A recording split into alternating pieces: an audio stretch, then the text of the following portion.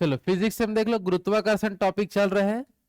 गुरुत्वाकर्षण टॉपिक में इससे पहले वाले क्लास में लास्ट हम पढ़े थे लिफ्ट में पिंड का भार वाला, टोटल 5 कंडीशन था। जब लिफ्ट ऊपर की ओर जाती है तो उसमें रखे पिंड का भार बढ़ता हुआ प्रतीत होता है कि घटता हुआ? ऊपर जाता है तो घटता हुआ होगा, कौन बस सिखाया ऐसी? बढ़ता हुआ, थोड़ा भारी भारी लगेगा ना। और नीचे आते समय घटता हुआ। एक समान वेग से ऊपर नीचे जाएगा तो कोई परिवर्तन प्रतीत नहीं होगा, है ना। नीचे आते समय डोरी टूट गया तो वस्तु का भार शून्य प्रतीत होगा, भारहीनता की स्थिति पैदा हो जाता है, क्योंकि वस्तु और जो लिफ्ट है दोनों समान त्वरण से नीचे गिरते हैं, तो त्वरण माइनस त्वरण जीरो हो जाता है, भार। समझ आ पा रहा है? और नीचे आते समय यदि लिफ्ट का त्वरण पृथ्वी के त्वरण से ज्यादा हो गया तब क्या करेंगे? वस्तु किससे टकरा जाता है? छत से टकरा जाता है, ये देखने मिला था। तो 5 कंडीशन पढ़े थे। चलो उसके जस्ट बाद हम देखते हैं आगे और क्या क्या कंडीशन आपको पढ़ने मिलेगा। तो नेक्स्ट जो हमारा जो पॉइंट है, हम नेक्स्ट इधर बचा है, देखो ध्यान से। पृथ्वी के घूर्णन पर जी का प्रभाव, जी मतलब क्या होता है बताओ? गुरुत्वीय त्वरण। जी का मतलब क्या होगा? गुरुत्वीय त्वरण का प्रभाव क्या पड़ता है अगर पृथ्वी का जो घूमने का जो घूर्णन मतलब क्या होता है? पृथ्वी अपने स्थान पर चक्कर लगा रहा है, उसी को बोलते हैं घूर्णन। क्या बोलते हैं? तो घूर्णन क्या समझ पा रहे हो? तो पृथ्वी के घूर्णन पर जी का कुछ प्रभाव पड़ता है कि नहीं पड़ता, उसको समझना है। और पड़ता भी है तो कहां पास की वस्तुओं के लिए जी का प्रभाव ज्यादा पड़ेगा, कहां के लिए ज्यादा कम पड़ेगा, उसको उसको हमको देखना होगा। ठीक है, तो सबसे पहला पॉइंट हम देखते हैं कि पृथ्वी के घूर्णन से कहां पास में रखी वस्तु पर जी का कोई प्रभाव नहीं पड़ता है? तो ध्रुवों में रखी गई वस्तु। क्या बताओगे? ध्रुव मतलब ये होता है हमारा उत्तरी ध्रुव, और ये कौन सा है? दक्षिणी ध्रुव। तो ध्रुवों में यदि कोई वस्तु है तो उसको पृथ्वी के घूर्णन से कोई मतलब नहीं है। जितना पृथ्वी का त्वरण है उतना ही वहां रहेगा, ना ही वहां घूर्णन की वजह से कम होगा ना तो ज्यादा होगा। जितना नॉर्मली पृथ्वी का होता है 9.8 मीटर पर सेकंड स्क्वायर, उतना ही रहेगा वहां। समझ आ पा रहे हैं? पृथ्वी के घूर्णन का वहां कोई प्रभाव पड़ना है क्या? तो नहीं पड़ना है। ये हो गया पहला कंडीशन। समझ आ पा रहे हैं? दूसरा कंडीशन में ये लिखा है कि पृथ्वी के घूर्णन का प्रभाव कहां देखने मिलता है? पृथ्वी के घूर्णन के कारण जी का जो प्रभाव है वो कहां देखने मिलता है? तो वो देखने मिलेगा विषुवत रेखा में। कहां देखने मिलता है? विषुवत रेखा में आपको देखने मिलेगा, ये आपको याद रखना है। तो मेन 2 पॉइंट को लेके हम पूरा यहां पढ़ते हैं। समझ आ पा रहे हैं? कहां पास घूर्णन के वजह से जी का प्रभाव नहीं पड़ता है? तो क्या बताओगे? ध्रुवों में नहीं पड़ने वाला है। समझ आ पा रहे हैं? कहां पास प्रभाव पड़ता है? तो विषुवत रेखा में प्रभाव पड़ेगा भाई। समझ आ पा रहे हैं यहां तक? हाँ कि नहीं? अब प्रभाव कैसे पड़ता है उसको समझते हैं। तो यहां मान लो कि कोई कोई व्यक्ति यहां है, कौन सी रेखा में बता दो? विषुवत रेखा में। तो विषुवत रेखा मान लो कोई व्यक्ति ऐसा है, अगर अचानक पृथ्वी का घूर्णन अधिक हो गया, पृथ्वी का घूर्णन को हम बढ़ा दिए, स्पीड को बढ़ा देते हैं, पृथ्वी जो जिस स्पीड से घूम रहे हैं उसकी स्पीड को यदि हम बढ़ा देते हैं, तो यहां पास जो वस्तु है, मतलब विषुवत रेखा में जो वस्तु है, उसके जी का मान क्या हो जाता है? कम। जी का मान क्या हो जाएगा? कम हो जाएगा। ये बात समझ पा रहे हो? तो यहां तीसरा कंडीशन क्या देखने मिला? यदि पृथ्वी के घूर्णन को हम बढ़ा देते हैं तो कहां पास के वस्तुओं में जी का मान घट जाता है? विषुवत रेखा में। कि ध्रुवों को तो कोई प्रभाव पड़ना नहीं है, कुछ भी हो घूर्णन से उसको मतलब ही नहीं है। लेकिन घूर्णन से मतलब कहां वाले लोग को रहता है? विषुवत रेखा में। मुख्य रूप से कहां देखने मिलेगा? विषुवत रेखा में देखने मिलता है। अगर पृथ्वी का स्पीड में बढ़ा देता हूं घूमने का, तो यहां विषुवत रेखा में जी का मान कम हो जाता है। विषुवत रेखा में क्या बताओगे? जी का मान क्या हो जाएगा? कम हो जाएगा। यहां तक समझ में आ रहा है? तीसरा कंडीशन क्लियर है? चौथा कंडीशन में बताया गया कि अभी मैं पृथ्वी के घूर्णन को बढ़ा दिया था, अब बोल रहा हूं कि पृथ्वी के घूर्णन की जो स्पीड है उसको कम कर देता हूं। अब पृथ्वी एकदम स्लो मोशन में घूम रहा है, तब क्या होगा? तब होगा क्या, यहां पास विषुवत रेखा में जी का जो वैल्यू है वो बढ़ जाएगा। नॉर्मली 9.8 रहता है, उससे वो ज्यादा हो जाएगा। समझ आ पा रहा है? अब जितना भी होगा वो नहीं बता सकते, वो स्पीड के हिसाब से रहेगा। बात समझ पा रहे हो? हाँ कि नहीं? तो चौथा कंडीशन सबका क्लियर है? चलो पहला कंडीशन क्या है जल्दी बताओ? पृथ्वी के घूर्णन का प्रभाव कहां नहीं पड़ता है? ध्रुवों पर नहीं पड़ता, जी पर नहीं पड़ता। ये क्या क्या बताते हो? अब कौन है जी आपका, बताओ। कोई है? कोई जी है? ओ है, पार्ले जी है। चलो पहला कंडीशन बताओ क्या था? पृथ्वी के घूर्णन के कारण जी का प्रभाव कहाँ नहीं पड़ता? ध्रुवों पर। कहाँ पड़ता है? विषुवत रेखा पर। स्पीड बढ़ा देता हूं तो जी का मान कम हो जाएगा, स्पीड घटा दूंगा जी का मान बढ़ जाएगा। ये 4 कंडीशन हो गया। 5वां कंडीशन में वैज्ञानिक लोग प्रयोग देखे कि मैं घुमाते हुए कितना अधिक घुमा सकते हैं। तो अगर मैं पृथ्वी के घूर्णन को 17 गुना बढ़ा देता हूं, कितना गुना? 17 गुना यदि बढ़ा दूंगा तो क्या होगा? एकदम स्पीड कर देता हूं, तब होगा ये कि यहां पर जो भी रहेंगे विषुवत रेखा में वो हवा में उड़ने लगेंगे। कहाँ उड़ने लगेंगे? हवा में उड़ने लगते हैं या तैरने लगेंगे, जो भी है। ये प्रभाव हमको देखने मिलता है। समझ आ पा रहा है? हाँ है ना? जल्दी बताओ। तो फिर से देख लो क्या क्या अपन को बताना है, जल्दी बताइए। यदि पृथ्वी का घूर्णन कितना गुना बढ़ा दिया जाए? 17 गुना। तो विषुवत रेखा पर जी का मान हो जाएगा 0। जी का मान क्या होगा? 0। अब जी का मान 0 मतलब कोई खींचने वाला ही नहीं उसको। जी का काम क्या है? 9.8 मीटर पर सेकेंड के त्वरण से हमको नीचे ला देता है। समझ आ पा रहा है? अब इस जी का मान क्या हो गया? यहाँ पर 0 हो गया। तो कोई खींचने वाला है क्या? नहीं। तो उस परिस्थिति में क्या होगा? वस्तुएं हवा में तैरने लगते हैं। समझ आ पा रहा है? हाँ है ना? चलो फिर से बताओ। पहला पॉइंट याद है सबका? घूर्णन से ध्रुवों पर जी का मान क्या होता है? कोई प्रभाव नहीं पड़ता। यदि पृथ्वी का घूर्णन कम कर देते हैं तो विषुवत रेखा में जी का मान बढ़ जाएगा, और पृथ्वी के घूर्णन को अधिक कर देते तो विषुवत रेखा में जी का मान घट जाता है। यहां तक क्लियर है? अब बढ़ाते बढ़ाते कितना तक ले गया? 17 गुना तक। उससे आगे हम ले जा ही नहीं सकते। 17 गुना तक अगर मैं ले जा लेता हूं तो जी का मान 0। जी का मान क्या हो गया? 0। 0 होने की परिस्थिति में क्या होगा? वस्तुएं हवा में तैरने लगेगी। यहां तक सबको क्लियर है कि नहीं? जल्दी बताओ। अब 5वां कंडीशन ये बताया कि मैं पृथ्वी का घूमना ही रोक देता हूं। अभी तो मैं स्पीड कर दिया था, हाईएस्ट स्पीड कितना तक ले जा सकता हूं? अभी के स्पीड से 17 गुना तक हम ले जा सकते हैं। समझ आ पा रहा है? और यदि पृथ्वी को मैं घूमने घूमने से रोक देते हैं, मान लो इमेजिन करते हैं पृथ्वी घूमना ही बंद कर देता है, तो क्या होगा? तो होगा ये कि पूरे पृथ्वी में जहां भी वस्तु रहेगा वहां प्रत्येक स्थान पर जी का मान क्या हो जाएगा? बराबर। अगर पृथ्वी रुक गया तो अब जी का मान जहां भी चेक कर लो सब इक्वल मिलेगा। सब क्या मिलेगा? एक समान। ये बोला जा रहा है। हाँ है ना? तो पृथ्वी के घूर्णन के कारण जी का प्रभाव पड़ता है विषुवत रेखा से, मतलब विषुवत रेखा में सबसे ज्यादा प्रभाव पड़ता है।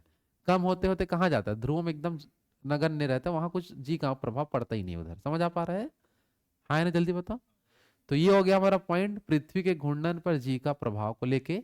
जब भी कथन निष्कर्ष आएगा तो इसी 5 कथन को आपको बताना है। आया बात समझ में? हाँ है ना? जल्दी बताओ। आगे बढ़ो। चलो चलो नेक्स्ट हमारा पॉइंट आएगा। नेक्स्ट हमारा पॉइंट है जी व जी में संबंध। मतलब ये जो है आपका कैपिटल जी और स्मॉल जी। कैपिटल जी मतलब आपका 2 पिंड वाला काम करेगा, और स्मॉल जी रहेगा किसी एक पिंड के अंतर्गत का काम करेगा। समझ आ पा रहा है? देखो ये सूर्य है, सभी को जो खींच के रखा है वो गुरुत्वाकर्षण की वजह से। किसकी वजह से? गुरुत्वाकर्षण। और पृथ्वी समस्त वस्तुओं को खींच के रखा है गुरुत्व की वजह से। किसकी वजह से? आपका गुरुत्व। तो इसको बोलते हैं जी व जी में संबंध। आया बात समझ में? हाँ है ना? चलो तो इसमें देखो एक फॉर्मूला ये निकलता है, स्मॉल जी इक्वल टू क्या है आपका? जी एम बट्टे क्या होता है? R square. जी एम बट्टे क्या होता है? R square. इससे देखो हमको क्या समझ में आता है, तो यहां देखो लिखा है कि किसी भी ग्रह का द्रव्यमान बढ़ने पर, सूत्र में देखना, अगर द्रव्यमान बढ़ता है, किसी भी ग्रह का द्रव्यमान बढ़ने पर गुरुत्वीय त्वरण का मान बढ़ जाएगा, क्योंकि ये दोनों आपस में इक्वल में है ना। तो अगर गुरु सॉरी यहां हम थोड़ा मिस्टेक कर दिए। अगर क्या बढ़ता है बता दो? द्रव्यमान बढ़ता है। क्या बढ़ता है? द्रव्यमान। एम कौन बढ़ता है, तो उस ग्रह में गुरुत्वीय त्वरण का मान भी क्या होगा? बढ़ता है। ये लिखा है। जैसे कि पृथ्वी से अधिक द्रव्यमान बृहस्पति का है, बृहस्पति ग्रह का है, जिसके कारण बृहस्पति में जी का मान पृथ्वी के जी के मान से क्या होता है? अधिक होता है। पहले ये डिपेंड हो गया, है ना?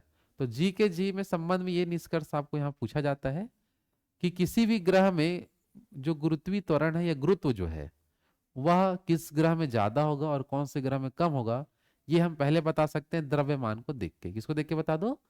क्योंकि जी और जी के जो संबंध वाले जो फॉर्मूले हैं उसी से हमको समझ में आता है कि गुरुत्वी या गुरुत्व का मान कैसे बढ़ेगा और कैसे घटेगा। तो जिस ग्रह का द्रव्यमान ज्यादा है वहां खिंचाव बल ज्यादा होगा वहां, और जिस ग्रह का द्रव्यमान कम है वहां खिंचाव बल भी क्या होता है, कम। खिंचाव बल मतलब क्या, गुरुत्व, गुरुत्व क्या बोल रहा हूं मैं, गुरुत्व वहां कम होगा। समझ आ पा रहे हैं? तो ये पहला संबंध हो गया इस सूत्र से। दूसरा आपको देखने मिलेगा किसी भी ग्रह के त्रिज्या पे भी निर्भर करता है, आर रेडियस। जैसे कोई ग्रह है, इसका हम जैसे मान लो त्रिज्या लेते हैं यहाँ पास, तो ये इसका ये रेडियस कहलाएगा ना, समझ पा रहे हो? जैसे पृथ्वी का ये अपन रेडियस, तो त्रिज्या अपन को देखना पड़ता है। पहले तो द्रव्यमान चेक करेंगे, फिर त्रिज्या चेक करेंगे, फिर कैलकुलेशन करके हम निकालते हैं कि उस ग्रह में गुरुत्व का मान कितना आएगा। ये दो चीज पे निर्भर करेगा। यहां तक समझ पा रहे हो, हाँ कि नहीं? तो जिस भी ग्रह का त्रिज्या ज्यादा है, मतलब त्रिज्या बढ़ने पर जी का मान घट जाएगा। जितना त्रिज्या बड़ा है उतना ही जी का मान क्या हो जाएगा, कम हो जाएगा। गुरुत्वीय त्वरण, गुरुत्व का मान कम हो जाएगा। समझ आ पा रहे हैं? तो यहां पर हम समझ रहे हैं कि जो गुरुत्व होता है कब बढ़ेगा और कब घटेगा। ये क्लियर हो पाया सबका? कौन से ग्रह में ज्यादा होगा और कौन से ग्रह में कम होगा। तो कौन से ग्रह में अगर ग्रह का क्या ज्यादा है, द्रव्यमान, तो गुरुत्वीय त्वरण या गुरुत्व जो क्या होगा, ज्यादा। और त्रिज्या ज्यादा होने पर, फैलाव ज्यादा होने पर गुरुत्व का मान कम होगा। ये दोनों अपोजिट काम करेंगे। यहां से बात समझ पा रहे हो? तो ये दो निष्कर्ष बनेगा इस फॉर्मूले से। और ये फॉर्मूला क्या चीज का, जल्दी बता दो। जी व जी में संबंध के फॉर्मूले से दो निष्कर्ष पढ़ी जाती है। कितना निष्कर्ष पढ़ते हैं, दो निष्कर्ष। यहां तक क्लियर है कि जल्दी बताओ, आगे बढ़े। कौन सा, क्यों?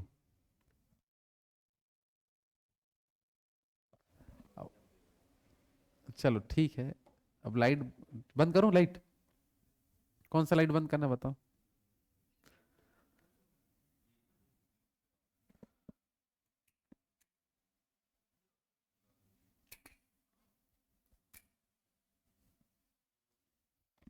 और पूरा बंद करवा दो,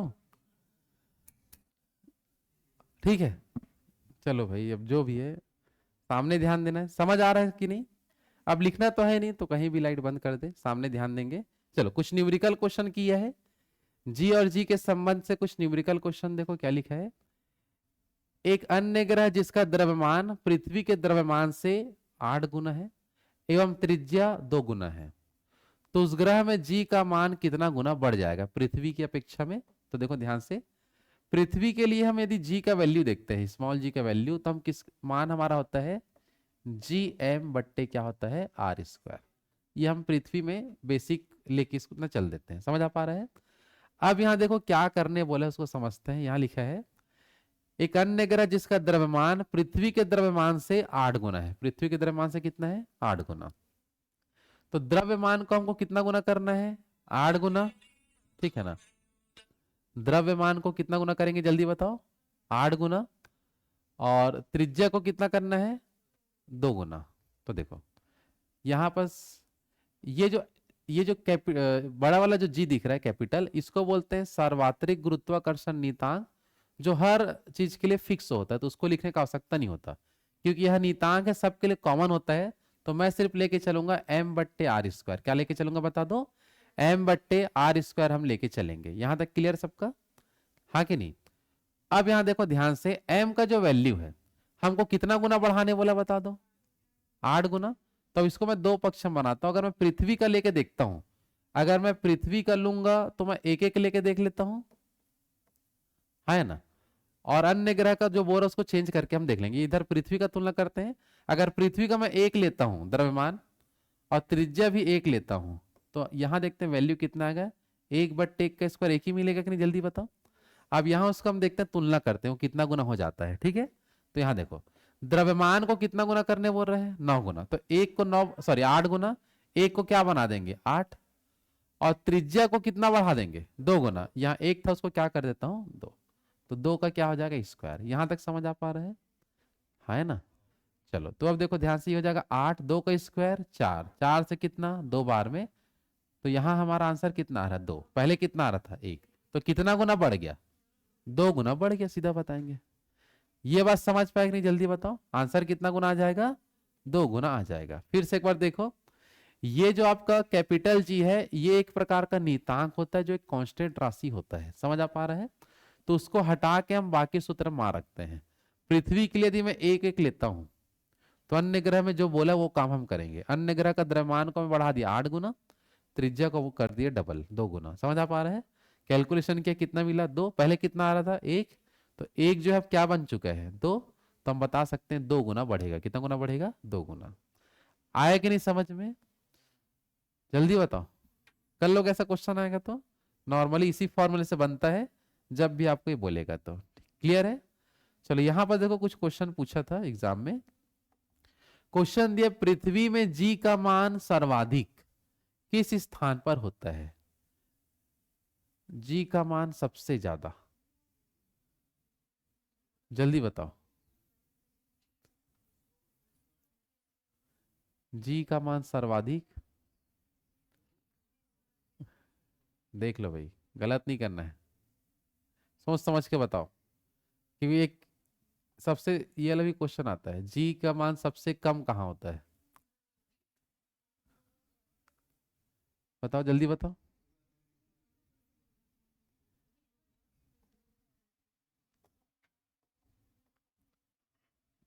देखो यहां पास कंडीशन ये है, चलो ये कौन सी रेखा है हमारा बता दो, विषुवत रेखा। ये कौन सा है? ध्रुव। तो ध्रुव से विषुवत रेखा की ओर जाने पर, ध्रुव से विषुवत रेखा की ओर जाने पर जी का मान क्या होते जाता है? तो बताओगे कम होते जाता है। जी का मान क्या होते जाता है? कम। जो बोला समझ पाए?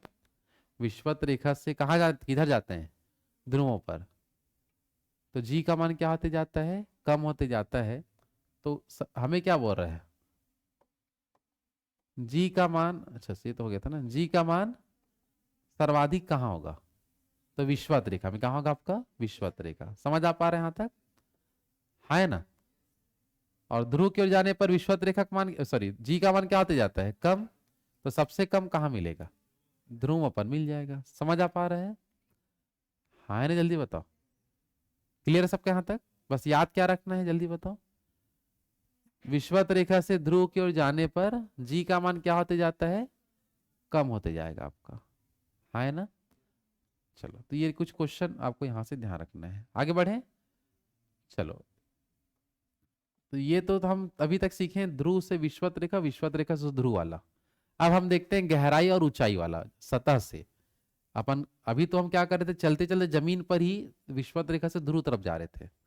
लेकिन अब सतह से अपन को ऊपर बादल में जाना है या सतह से अंदर गहराई में जाना है। तो हमको क्या इफेक्ट देखने मिलता है? जी का जो वैल्यू होता है जो 9.8 मीटर पर सेकेंड स्क्वायर है, ये गुरुत्व जो गुरुत्व के जो वैल्यू है वो क्या प्रभाव देखने मिलता है? तो नेक्स्ट हमारा पॉइंट क्या है, जल्दी बताओ। ऊंचाई एवं गहराई पर जी का संबंध क्या लिखा है बता दो। ऊंचाई एवं गहराई पर किसका संबंध? जी का संबंध हमको यहां देखना है। समझ आ पा रहा है? चलो यहां लिखा है ऊंचाई बढ़ने पर जी का मान सदैव कम हो जाता है। जैसे जैसे हाइट बढ़ता है ऊंचाई, तो जी का मान क्या होता जाता है? कम। और एक ऐसा ऊंचाई आ जाता है जब जी का प्रभाव ही नहीं रहता, जब हम गुरुत्वीय क्षेत्र को पार कर जाते हैं। समझ आ पा रहे हैं? तो धीरे धीरे अपन जैसे ऊपर जाते जाएंगे, है ना, तो क्या कम होते रहेगा बता दो? गुरुत्व का मान कम होते रहेगा, जी का मान कम होते रहेगा। समझ आ पा रहा है ना? चलो अगर हम ऊंचाई का बात किया, अब गहराई का भी देख लेते हैं। पृथ्वी की सतह से गहराई पर जाने से, जितना पृथ्वी के से गहराई में जाते जाओगे, पहले क्रस्ट, फिर मेटल, फिर इंटर कोर, आउटर कोर, ऐसे करके जैसे हम गहराई में जाते जाएंगे तब भी जी का मान कम होते जाएगा। जी का मान क्या होगा? कम। सतह पर है तो हमारा ज्यादा रहेगा। समझ आ पा रहे हैं? ऊपर जाएंगे तब भी जी का मान कम होगा, गहराई में जाएंगे तब भी जी का मान क्या होता है? कम। गुरुत्व का मान कम हो जाएगा। अब हम गहराई में जाते जाते तक एकदम केंद्र में पहुंच जाएंगे। कहां तक पहुंच जाएंगे? तो केंद्र में जैसे ही हम पहुंचते हैं, कहां पहुंचते बता दो? केंद्र में। तो उस समय जी का मान सब शून्य हो जाएगा, जी का कोई मान नहीं मिलेगा आपको। कहां? पृथ्वी के केंद्र में। पृथ्वी के क्या बता दो? केंद्र में जाएंगे तो जी का मान क्या हो जाएगा? शून्य। आया बात समझ में? तो गहराई और ऊंचाई का 3 निष्कर्ष पूछता है कभी भी। समझ आ पा रहे हैं? तो ऊंचाई पे जाने से जी का मान क्या होगा? कम होगा। गहराई पे जाने से भी कम। समझ आ रहा है? कितना गहरा जाएंगे कि शून्य हो जाए? केंद्र में जाएंगे सेंटर पॉइंट में, तो जी का मान, गुरुत्व का मान 0 हो जाएगा। क्लियर यहां तक सबका? हाँ कि नहीं? चलो, तो ये हो गया हमारा ऊंचाई एवं गहराई पर किसका संबंध, जी का क्या रिलेशन होता है। यहां तक क्लियर है? आगे बढ़े। चलो, अब देखते हैं गुरुत्वाकर्षण टॉपिक में। अब नेक्स्ट पढ़ेंगे हम उपग्रह के बारे में। किसके बारे में समझते हैं? उपग्रह क्या है, सैटेलाइट क्या होता है। चलो बता दो, उपग्रह किसे कहते हैं भाई? सैटेलाइट को बोलते हैं, मेरे को ही पता है, उपग्रह सैटेलाइट को ही बोलेंगे। उपग्रह की परिभाषा क्या है, उपग्रह किसे कहते हैं? हाँ, भैया बताएंगे उधर उनके भैया बताएंगे। हाँ बताओ, पढ़ के भी बता सकते हो, ठीक नहीं? देखो क्या लिखा, पढ़ो भाई ध्यान से। किसी ग्रह के चारों ओर परिक्रमा करने वाले पिंड को उस ग्रह का क्या बोलेंगे, उपग्रह। समझ आ पा रहा है? आप किसी के उपग्रह हो किसी के चक्कर लगाते हो? नहीं, ठीक, नहीं लगाते ना? आपका कोई उपग्रह? ठीक, चलो तो उपग्रह क्या है जल्दी बता दो। जब ऐसा कोई पिंड जो किसी ग्रह का क्या लगाता हो, परिक्रमा लगाता हो या परिक्रमा करता हो, उसी क्या बोलते हैं, उपग्रह। तो बनावट के आधार पर ये दो प्रकार के हो सकते हैं। या तो उसको हम पृथ्वी से छोड़े गए हैं, जो पृथ्वी के चारों ओर चक्कर लगा रहा हो, या प्राकृतिक रूप से भी पृथ्वी के चक्कर लगाने वाले पिंड हमें मिल सकते हैं। तो पृथ्वी, तो उसको अगर हम पृथ्वी से बना के छोड़े हैं तो क्या है, कृत्रिम उपग्रह कहलाएगा। और पहले से ब्रह्मांड मौजूद है तो प्राकृतिक उपग्रह कहलाएगा। और प्राकृतिक में पृथ्वी का एकमात्र उपग्रह कौन सा है, चंद्रमा। क्या है, तो पृथ्वी का एक प्राकृतिक उपग्रह। और जो भी हम संचार के लिए या मौसम विज्ञान के लिए या किसी भी चीज के लिए उपयोग के लिए जब हम उपग्रह छोड़ते हैं, तो वह क्या कहलाता है, कृत्रिम उपग्रह कहलाएगा। समझ आ पा रहा है?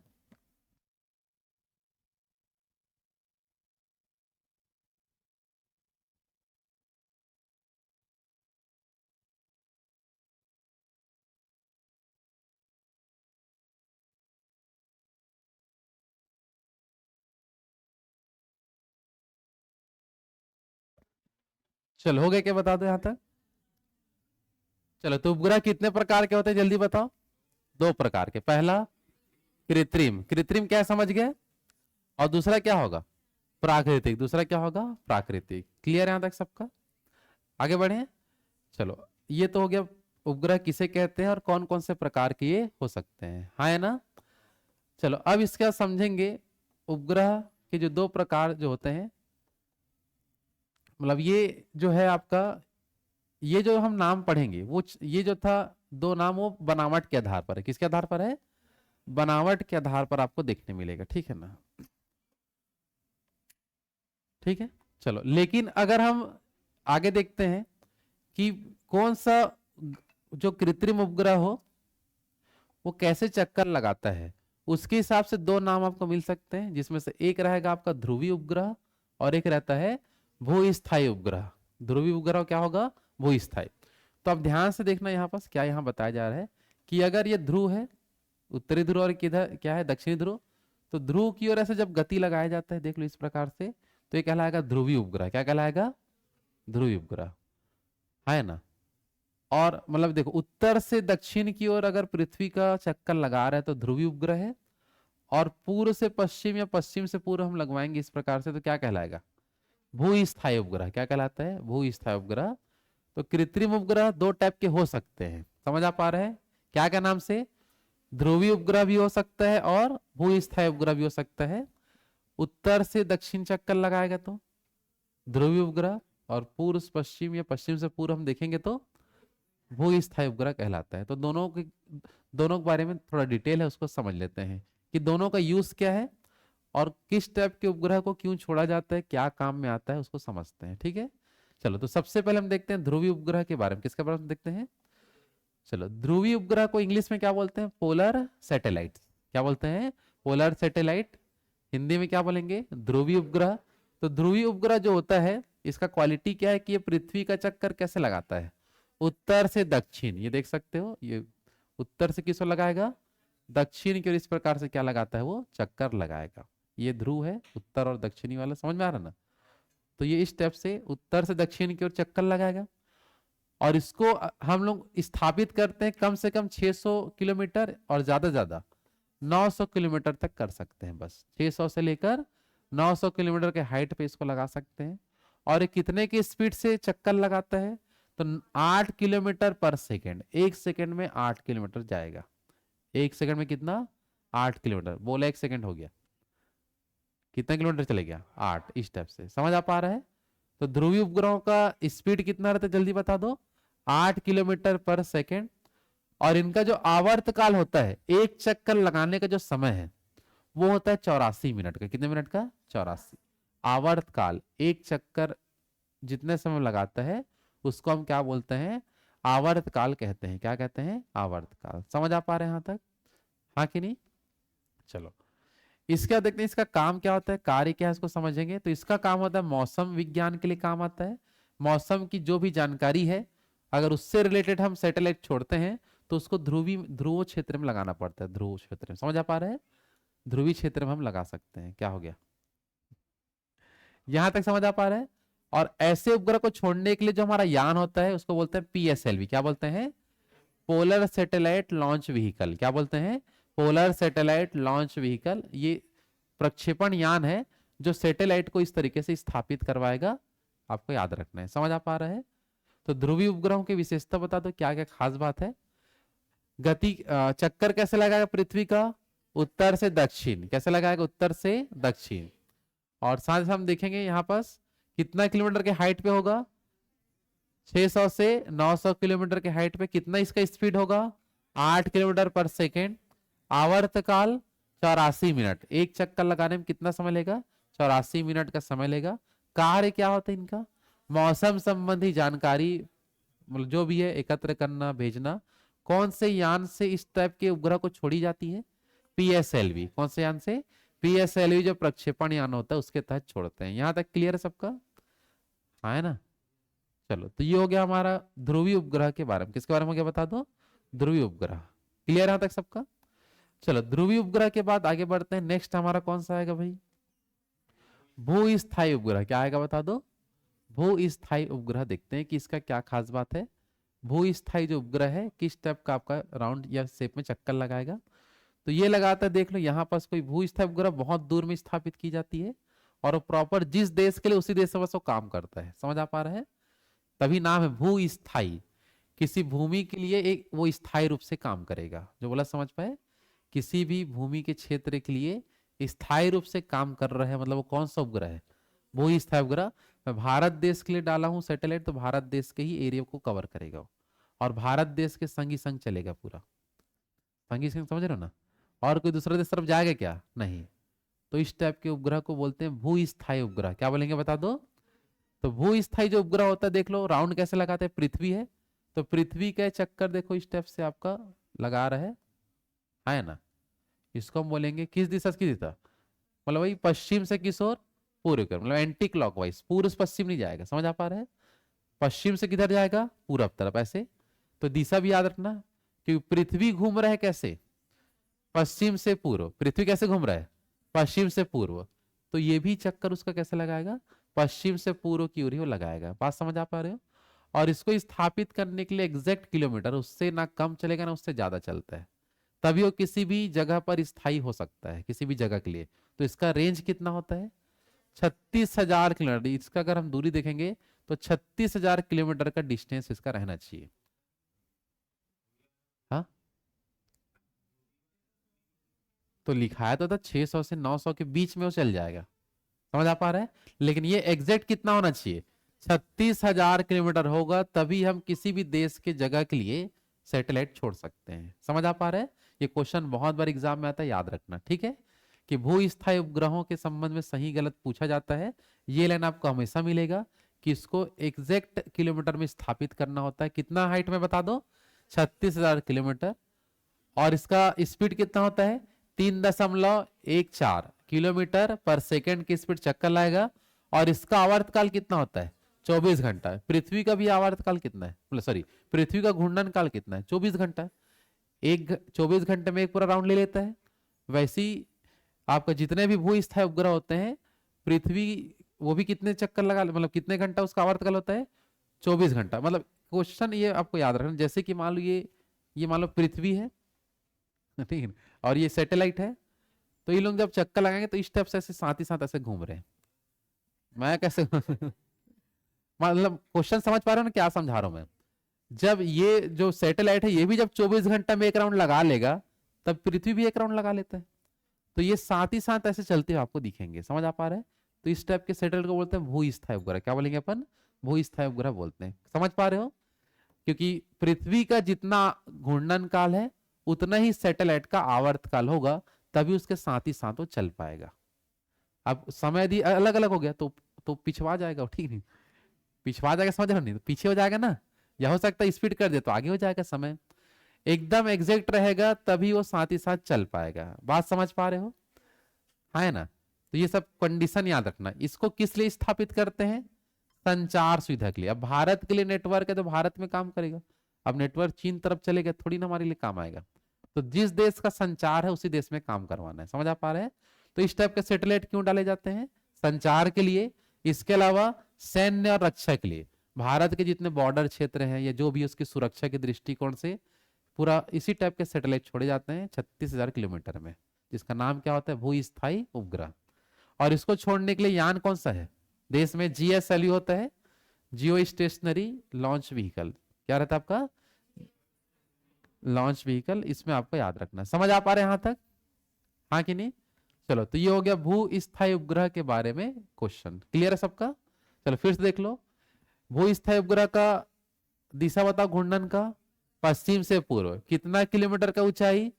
36,000। कितना स्पीड?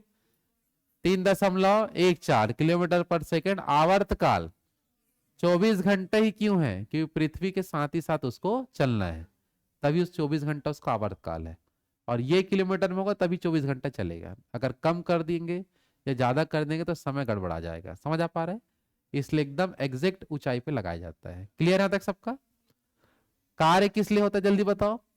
संचार के लिए और सैन्य के लिए। प्रक्षेपण यान बता दो कौन सा है? GSLV के द्वारा इसको छोड़ी जाती है कभी भी। PSLV तो एकदम कम ऊंचाई वाला है, 600 से कितना?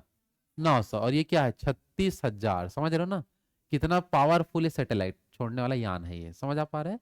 तो सबसे शक्तिशाली प्रक्षेपण यान GSLV। कौन सा होता है? GSLV देश में सबसे शक्तिशाली क्या है? प्रक्षेपण यान होता है। यहां तक क्लियर है सबका? चलो, तो फिर से अगर पूछ रहा हूं उपग्रह कितने प्रकार के हो सकते हैं बनावट की दृष्टि से? 2 प्रकार। कौन कौन सा? कृत्रिम और प्राकृतिक। घूर्णन के हिसाब से कितने टाइप के? 2 टाइप के। क्या क्या? ध्रुवीय उपग्रह और भूस्थायी उपग्रह। दोनों में शक्तिशाली कौन है?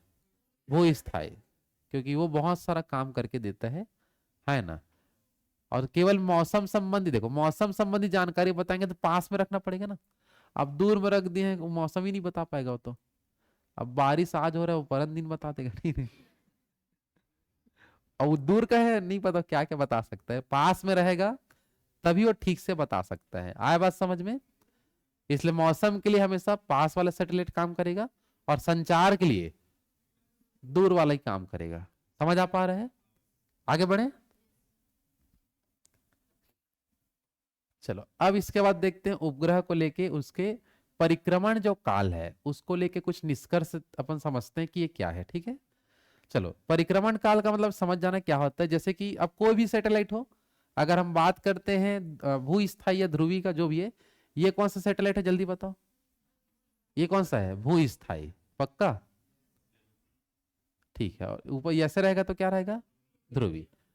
अब ये पृथ्वी का एक चक्कर लगाने में जितना समय ले लेते हैं उसी को उसका बोलते हैं परिक्रमण काल। काल मतलब समय। समझ आ पा रहे हैं?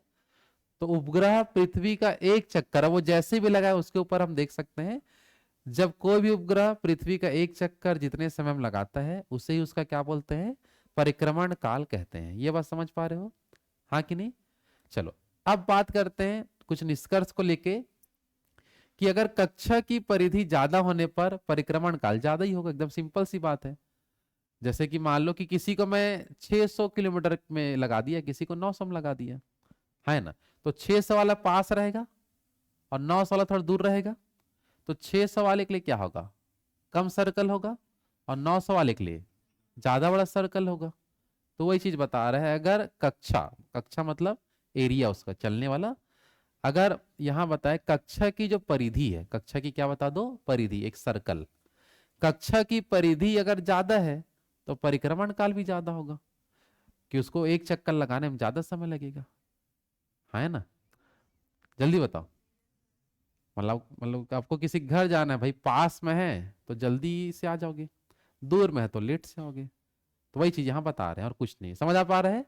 तो कक्षा की परिधि ज्यादा होने पर परिक्रमण काल क्या होगी, ज्यादा।